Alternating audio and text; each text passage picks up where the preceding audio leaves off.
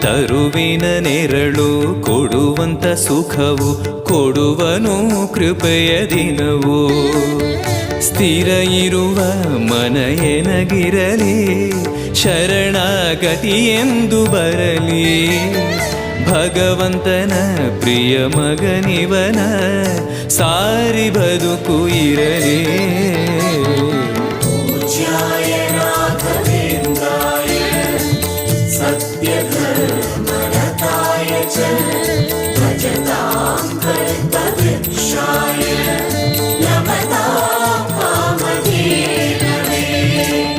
ಆಲಯವೆಂದರೆ ಮಂತ್ರಾಲಯವೇ, ಬೇರೆ ನಾ ಅರಿಯಲಾರೆ. ರಾಜನು ಎಂದರೆ ಶ್ರೀ ಗುರು ರಾಜನೇ, ಮತ್ತು ನಾ ತಿಳಿಯಲಾರೆ. ಆಲಯವೆಂದರೆ